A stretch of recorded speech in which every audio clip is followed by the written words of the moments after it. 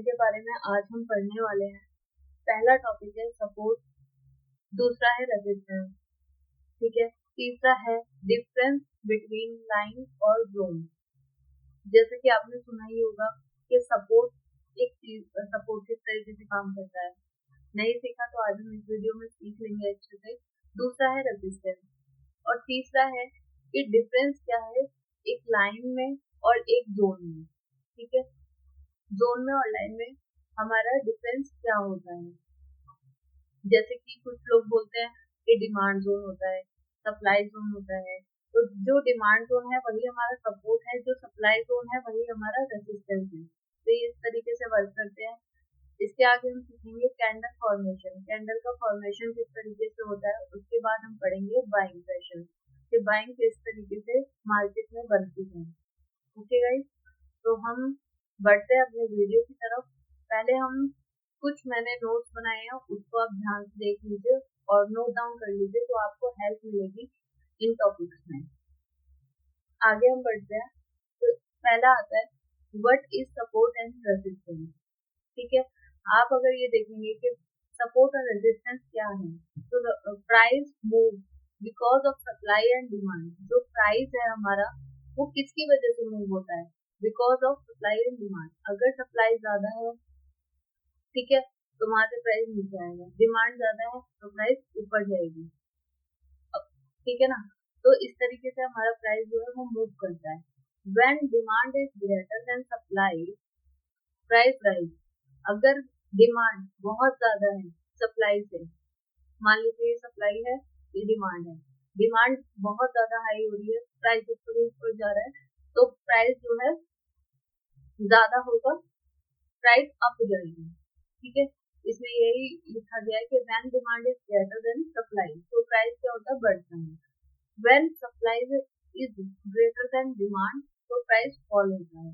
अगर सप्लाई ज्यादा है तो प्राइस क्या होगा, गिरेगा। जैसे बोलते हैं कि मार्केट नीचे आ रही है, क्रैश हो रही है, तो मतलब सप्लाई ज्यादा हो चुकी है मार्केट में, जिस वजह से प्राइस जो है वो फॉल कर रहा है। ओके, आगे है some time price will move sideways, ठीक है। कभी कभी जो प्राइस होता है हमारा वो मूव करता है किस तरफ, साइडवेज की तरफ, इस तरीके से। ना ही प्राइस ऊपर जाता है, ना ही किसी सप्लाई जोन को हिट करता है, ना ही डिमांड जोन में नीचे आता है, सिर्फ साइडवेज मूव करता रहता है। तो कभी कभी प्राइस जो है साइडवेज मूव करता है as both supply and demand are equilibrium. तो कभी कभी हमारा जो प्राइस है, तीन टाइप से हमारा प्राइस जो है वो मूव करता है। पहला होता है या तो प्राइस अप जाएगा, ठीक है, या प्राइस डाउन आएगा। और थर्ड क्या होता है कि प्राइस जो है ना ही अप जाएगा ना ही डाउन आएगा, प्राइस जो है साइडवेज, इस तरीके, ठीक है। चार्ट पे हम समझेंगे, चार्ट पे इस चीज को देखेंगे प्राइस कब जो है कौन से सप्लाई जोन से मूव कर रहा है, प्राइस जो है कौन से डिमांड जोन में आकर मूव कर रहा है, प्राइस कब है जो साइडवेज हो रहा है। तो ये हम चार्ट पे देखेंगे। अभी हम थ्योरी पढ़ लेते हैं थोड़ी सी, ठीक है। उसके बाद हम आगे आते हैं difference between line and zone. तो गाइस आपने एक चीज नोटिस की होगी, कुछ लोग क्या है मार्केट में, आपने सपोर्ट रेजिस्टेंस के बहुत वीडियोस देखी होगी, आपको वो डाउट क्लियर कर देती हूँ मैं आज। कुछ लोग होते हैं, देखो पहले इसकी जो डेफिनेशन है उसको रीड कर लेते हैं। Support and resistance are levels और line in which price are already determined, while supply and demand are fresh labels or zones in which price are not determined। देखो कभी कभी क्या होता है ना, सपोर्ट और रेजिस्टेंस को फाइंड करने के लिए कुछ लोग जो है लाइन का यूज करते हैं, ठीक है। तो जो सपोर्ट होता है, अगर हम सपोर्ट बोल रहे हैं तो हम लाइन लेंगे, ठीक है। अगर हम जोन बोल रहे हैं तो हम लाइन नहीं ले सकते। और कभी भी प्राइस ऐसा नहीं होता कि वहाँ पे अगर मान लीजिए 1 2 3 ऐसे करके कुछ लिखा है, कुछ कैंडल बन रही है, तो एग्जैक्ट प्राइस यही इसी लाइन को टच करके यहीं से ही नीचे आ जाएगा, ऐसा तो नहीं होता। मार्केट कभी कभी प्राइस जो हमने लाइन ली है उसके नीचे से ही आ जाता है, कभी कभी इसको तोड़ के ऊपर से नीचे आ जाता है, दोनों, ठीक है ना। कभी ऐसा भी होता है, कभी ऐसा भी होता है। तो दोनों ही सिचुएशन है जहाँ पे प्राइस जो है कभी कभी लाइन के नीचे से आ जाएगा, लाइन के ऊपर से आ जाएगा। तो हम ये नहीं कह सकते कि फिक्स एक हमारे पास एक सपोर्ट है, एक लाइन है कि प्राइस यहीं से ही यहीं से ऐसे नीचे आएगा, ऐसा हम नहीं बोल सकते हैं। ठीक है, तो उसके लिए हमें तो डिफरेंस क्या है मीन्स सपोर्ट लाइन में और जोन में। लाइन सिर्फ जो है वो सिंपल होती है, जोन जो है हमारा वो हम कोई एक कैंडल, 2 कैंडल, 3 कैंडल के जोन बनाते हैं। ठीक है, मार्केट अब इस ये मान लीजिए सप्लाई जोन है, अब प्राइस कभी भी इसमें जब आएगा ना तो एक बार हो सकता है यहाँ से डाउन आ जाए, हो सकता है यहाँ से डाउन आ जाए, और हो सकता है बिल्कुल अप जाके डाउन आ जाए।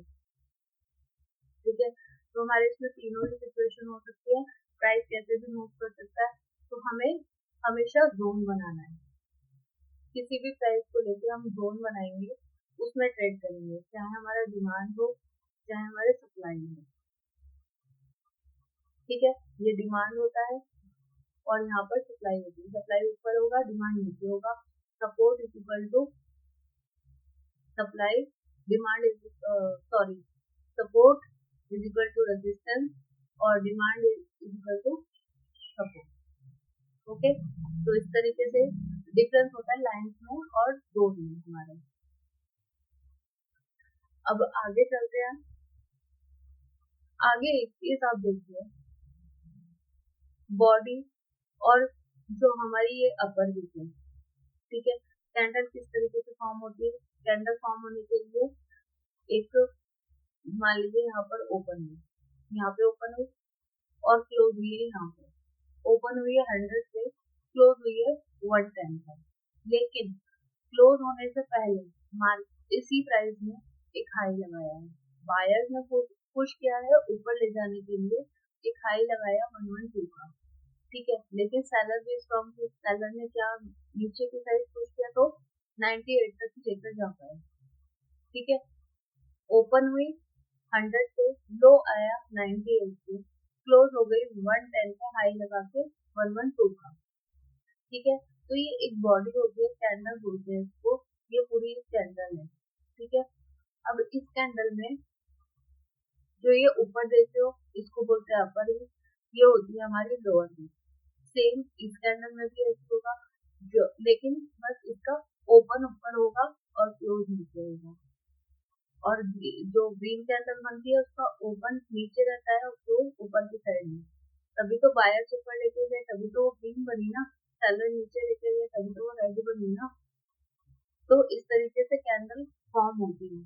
ठीक है, अब मान लीजिए एक चीज देखिए, ये तो हो गई बॉडी हमारी, इसको भी हम बॉडी बोलेंगे कैंडल की, और ये भी हमारी बॉडी है। दोनों की ये अपर वीक है और दोनों की ये लोअर वीक है। ये ओपन हुई यहाँ पर, क्लोज हुई यहाँ पर, लो लगाया 98 का, हाई लगा के 112 का। जब ये रेड बनी, ठीक है, इट मीन्स ये सेलर जो है वो स्ट्रॉन्ग है। जब ये ग्रीन बनी, इट मीन्स बायर्स जो है वो स्ट्रॉन्ग है। ठीक है, ये दोनों बॉडी है। अब ऐसा भी हो सकता था कि मान लीजिए कैंडल बन रही है और कैंडल 103 पर ओपन हुई है, 100 का लो लगाया, 107 पे क्लोज हो गई। ठीक है, और 109 का हाई लगाया, तो ये से छोटी बनेगी कैंडल, इससे छोटी होगी ना, क्योंकि यहाँ पे बायर्स हैं, बायर्स स्ट्रॉन्ग है, यहाँ पे बायर्स थोड़े से वीक है। ओके, तो कैंडल हमेशा कैसे बनती है, अगर वो ऊपर की साइड क्लोज हो तो इट मीन्स बायर स्ट्रॉन्ग है, अगर वो नीचे की साइड क्लोज हो तो इट मीन्स सेलर स्ट्रॉन्ग है। ये दोनों चीजें हमको समझ में आ गई है। ठीक है, इसके बाद देखो, इसको मैं समझाती हूँ। अब हम समझते हैं कि ग्रीन कैंडल कब बनती है और रेड कैंडल कब बनती है। तो इस मान लीजिए नंबर ऑफ वायर्स हमारे पास 1 लाख। ठीक है, 1 लाख हमारे पास वायर है और सेलर जो है वो है 50 के, उसके आधे है, 1 लाख हमारे पास वायर है, सेलर हमारे पास हाफ है। तो ऑब्वियसली बात समझ में आ रही है आपको कि बायर्स ज्यादा है, बायर्स के जो ऑर्डर है वो ज्यादा है, सेलर के कम है, सेलर वहां पर नहीं है। तो यहाँ पर जितने भी ऑर्डर फिल होंगे वो कितने होंगे, मान लीजिए सेलर 50 के हैं और 1 लाख बायर हैं, तो 1 लाख जो बायर्स हैं उनके ऑर्डर ज्यादा है ना, तो ग्रीन कैंडल बनेगी, क्योंकि सेलर कितना कर सकते हैं, उनके ऑर्डर कम है, उन्होंने बायर्स ने आधा खत्म कर दिया, उसके बाद उनके ऑर्डर फिल होने लगे। ठीक है, तो जब भी ऐसी कैंडल बनी, नंबर ऑफ बायर्स 1 लाख है, मतलब ये एज्यूम किया है ये कि हर कैंडल में 1 लाख ही होंगे, तो मैं सिर्फ एक एज्यूम्पशन लगा रहे हैं कि नंबर ऑफ बायर हमारे पास 1 लाख है।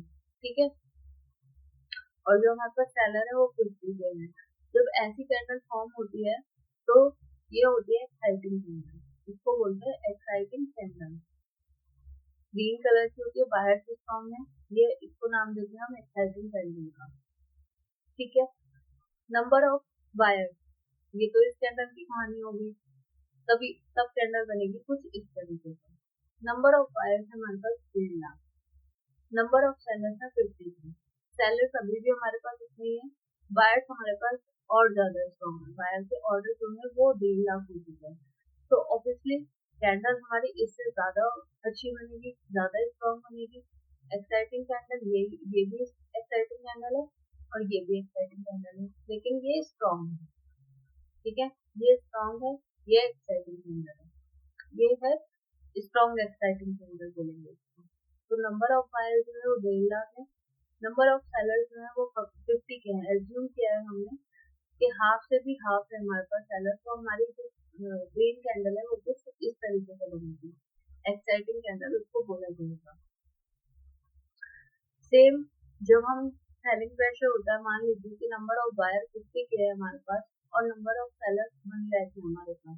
ठीक है, सेलर ज्यादा है और हमारे पास बायर्स बहुत कम है, उसका हाफ है, तो हमारे पास बनेगी ये वाली एक्साइटिंग कैंडल, एक रेड कलर की। क्यों?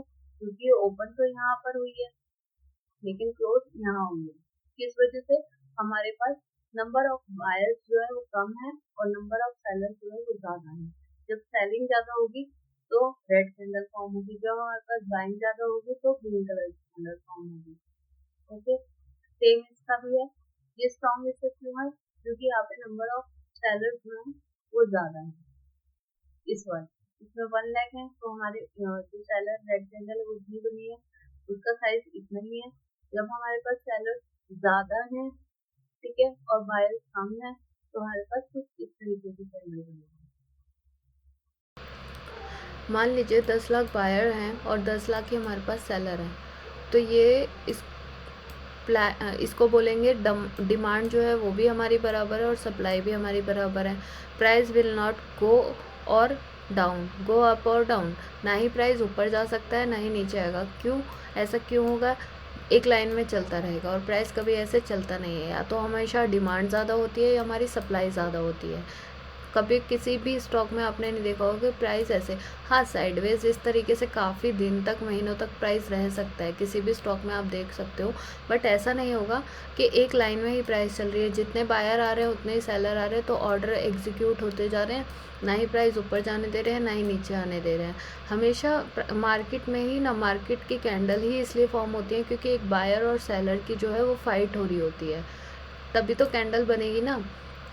ठीक है, तो हमें उस कैंडल को डीपली समझने हैं ताकि हमें ये पता रहे कि हमें बाय कहाँ पे करना है। अगर आप कहीं भी बाय कर लेते हैं तो आपको बहुत लॉस हो सकता है।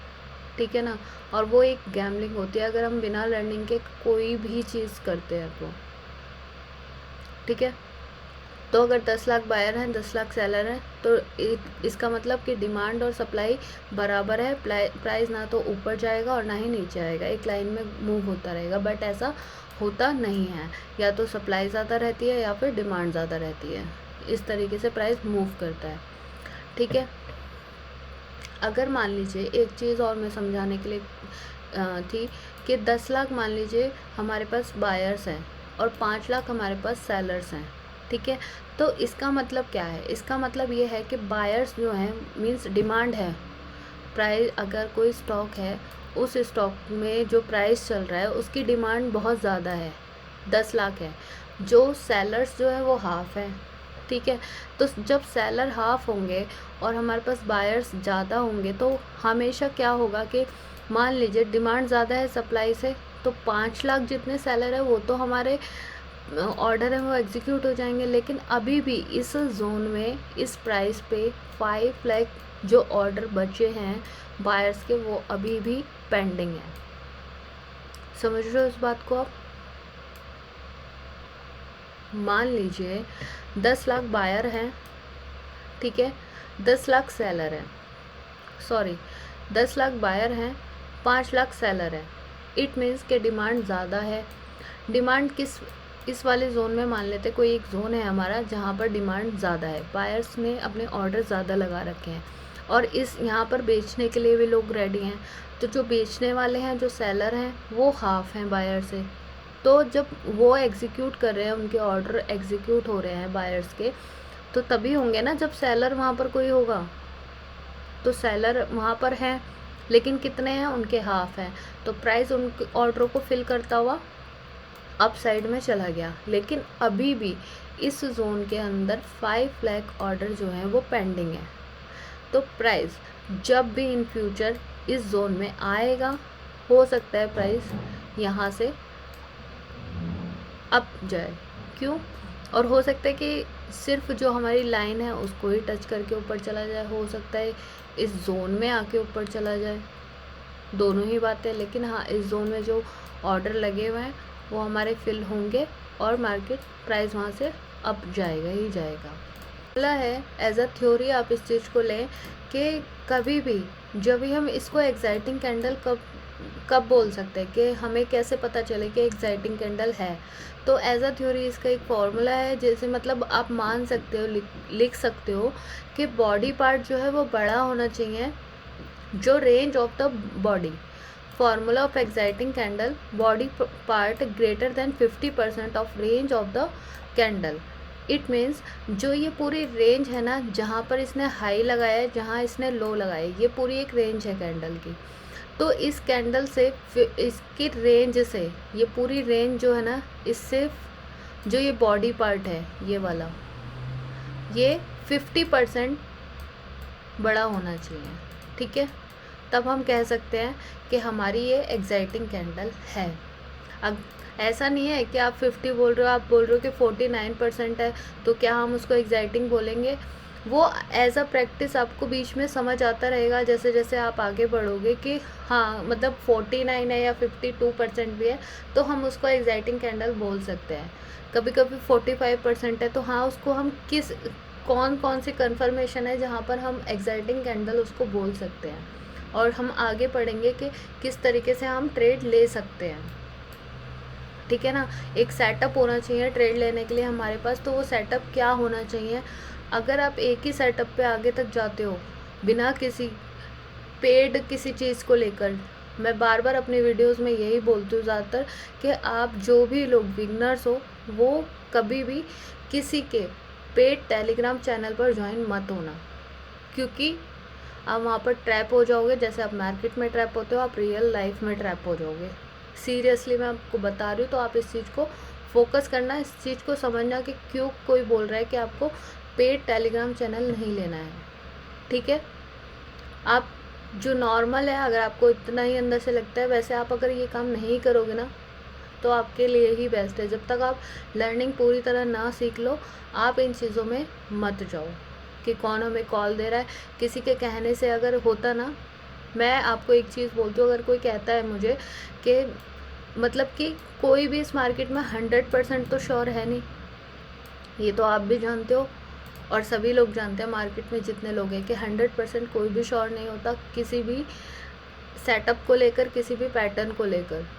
सिर्फ हमको क्या होता है, हमें अपनी एक्यूरेसी बढ़ानी होती है कि जितनी ज़्यादा हमारी एक्यूरेसी होगी उतना ही ज़्यादा हमारे चांस होगा कि हाँ हमारी एक्यूरेसी इतनी ज़्यादा है तो इट मीन्स कि हम एक अच्छे ट्रेडर बन सकते हैं। बट इसका मतलब ये नहीं है, कभी भी ये नहीं कह सकते कि मैंने जो सेटअप बनाया वो 100% पूरा कंफर्म है कि यहाँ से तो जाना ही है।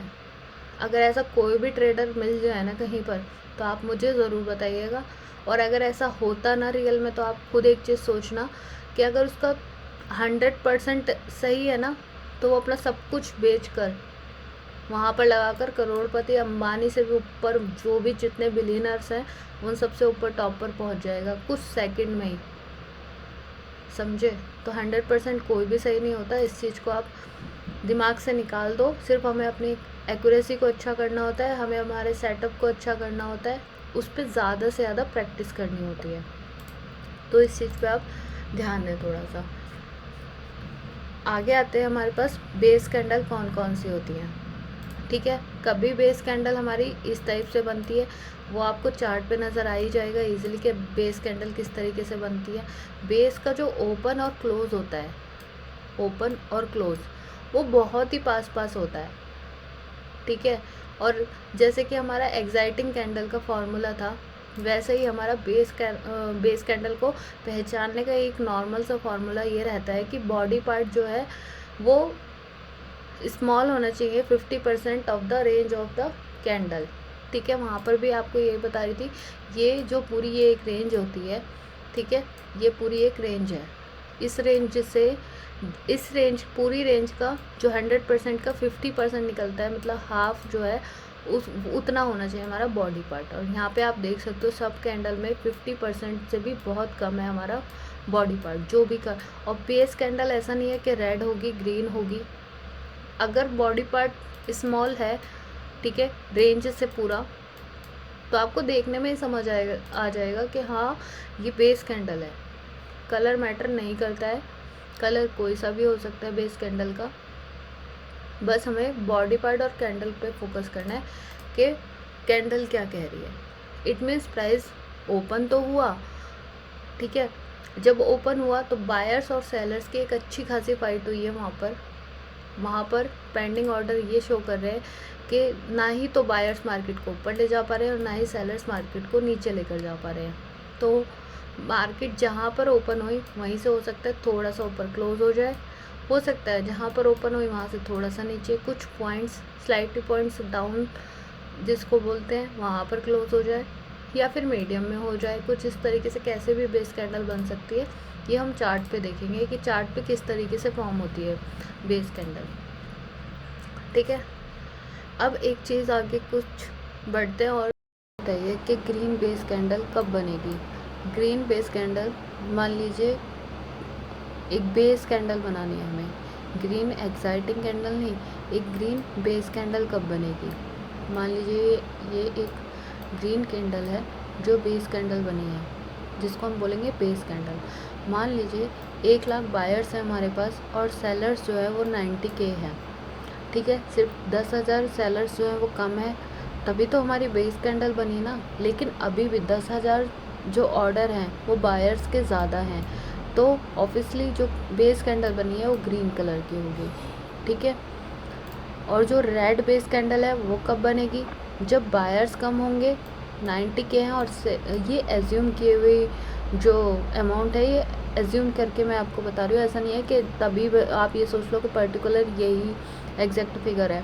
रेड बेस कैंडल कब बनेगी, जब मान लीजिए जो बायर्स हैं वो हमारे कम हैं और सेलर्स जो हैं वो हमारे ज़्यादा हैं, तो एक रेड बेस कैंडल बनेगी, ठीक है। उसी तरीके से जब डोजी है वो ग्रीन कब बनेगी, मान लीजिए पूरी एक कैंडल बनी है, ठीक है।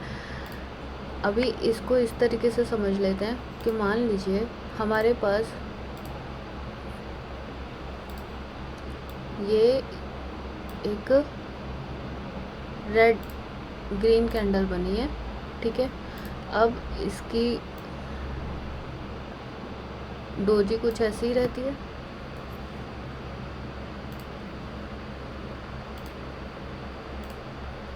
ठीक है। ये हो गई doji green candle.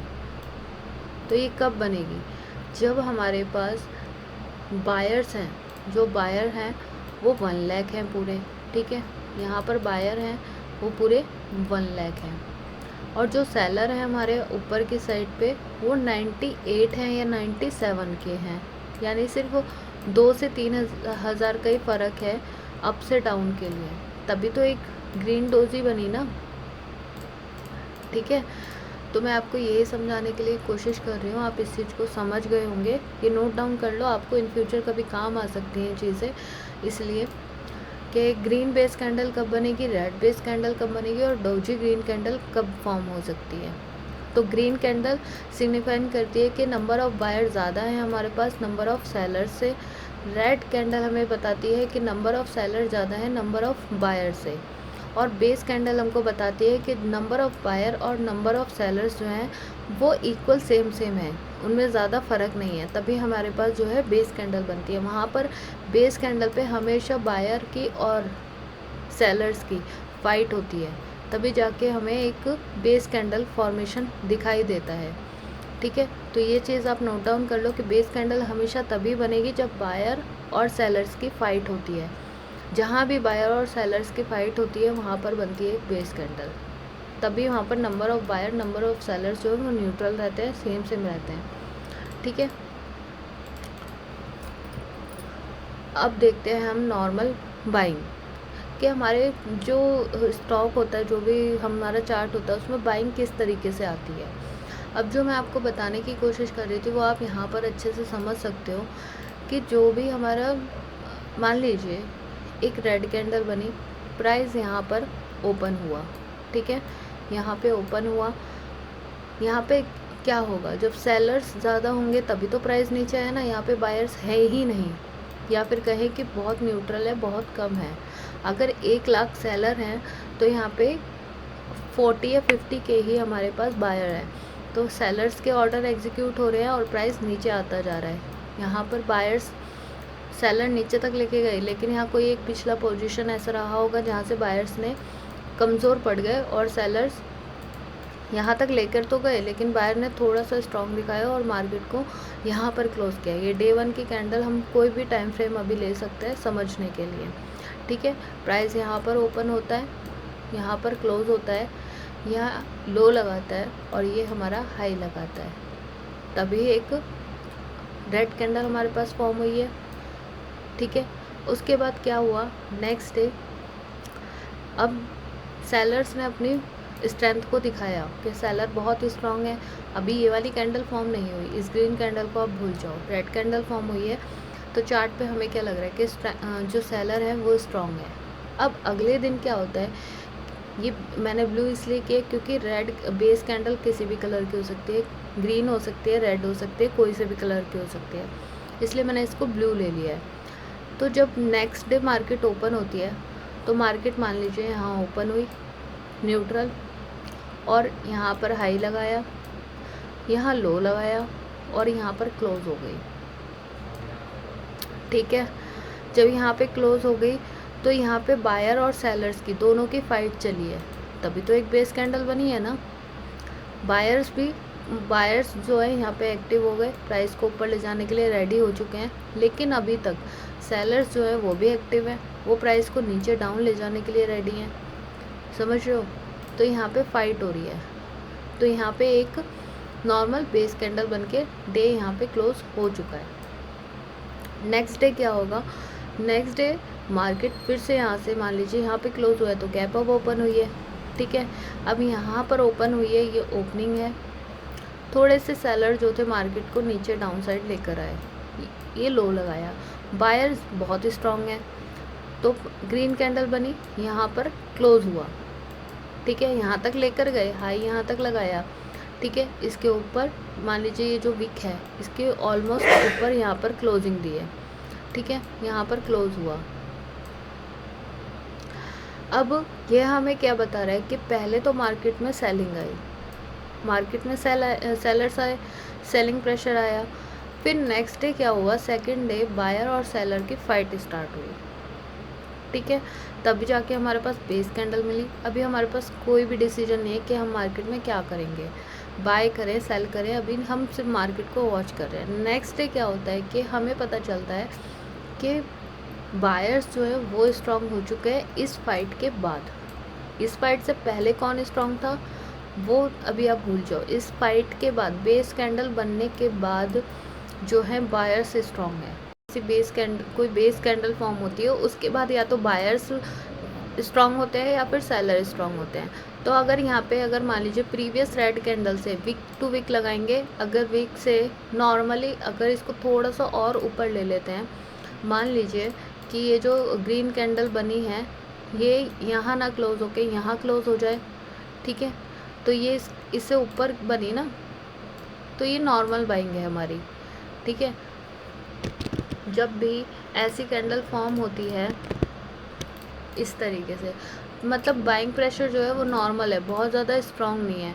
Previous candle के ऊपर अगर क्लोजिंग दे देता, सिर्फ विक ऊपर गई है लेकिन क्लोजिंग प्रीवियस कैंडल के अंदर ही हुई है हमारी, तो बाइंग जो है बायर्स तो जीते लेकिन वो अभी नॉर्मल है, उतने ज़्यादा स्ट्रॉन्ग नहीं है, ठीक है। आगे बढ़ते हैं। आगे हम देखेंगे कि नॉर्मल बाइंग हुई है, उसके बाद क्या होता है। उसके बाद एक स्ट्रॉन्ग बाइंग आती है। स्ट्रॉन्ग बाइंग किसको कहते हैं? स्ट्रॉन्ग बाइंग के लिए मान लीजिए सेम वही है, सेलर थे, सेलर और बायर्स की फाइट हुई, बेस कैंडल बनी। बेस कैंडल के बाद जो यहाँ पर इनका प्रीवियस जो सेलर था उनका जो हाई था उसके ऊपर मार्केट ने एक अच्छी खासी क्लोजिंग दे दी है, ठीक है। तो अब हम कहेंगे कि मार्केट में जो यहाँ पर फाइट हुई है वो स्ट्रॉन्ग हुई है, ठीक है। बाइंग जो है स्ट्रॉन्ग हुई है और जो बायर्स थे वो जीत गए हैं। अब ये वाला जो हमारा जोन है ये पावरफुल हो चुका है, ठीक है। ये पावरफुल है, मतलब ये जोन हमें अच्छा माना जाएगा हमारे लिए कि हम इसमें अच्छे खासा ट्रेड कैसे लेना है वो तो एक अलग टॉपिक है, वो मैं आपको आगे बताऊंगी। अभी आप ये सोच लीजिए कि यहाँ पर सेलर थे, सेलर बायर की फाइट हुई, सेलर जीत गए। अब सेलर जीत गए और बाइंग भी स्ट्रॉन्ग है, इट मीन्स ये वाला जो जोन है हमारे पास ये काफ़ी स्ट्रेंथ रखता है, ठीक है। तो एक नॉर्मल बाइंग हुई, स्ट्रॉन्ग बाइंग हुई। स्ट्रॉन्ग बाइंग के बाद आता है वेरी स्ट्रॉन्ग बाइंग। उसको हम कैसे आइडेंटिफाई करेंगे? उसको आइडेंटिफाई करने के लिए देख लीजिए, सेम यहाँ तक तो सेम ही रहेगा। अब लगा लीजिए कि नेक्स्ट डे तो यहाँ पर क्लोज हो गया लेकिन उसके बाद भी एक और ग्रीन कैंडल बन गई।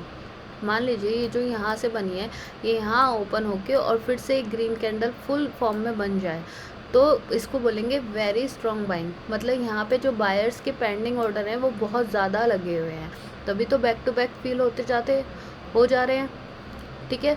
मोर number of pending orders means यहाँ पर जो भी ऑर्डर लगे हैं इस भी जोन में वो काफ़ी ज़्यादा पेंडिंग ऑर्डर लगे हुए हैं। आई बात समझ में? तो ये होता है हमारा बाइंग का तरीका कि हम बाइंग को कैसे आइडेंटिफाई करते हैं। एक होती है नॉर्मल बाइंग, एक होती है स्ट्रॉन्ग बाइंग और एक को हम पहचानते हैं वेरी स्ट्रॉन्ग बाइंग जहाँ पर सबसे ज़्यादा पेंडिंग ऑर्डर हमारे पास होते हैं, ठीक है। अब हम समझते हैं चार्ट पर चलकर कुछ चीज़ों को जो भी हमने पढ़ी हैं।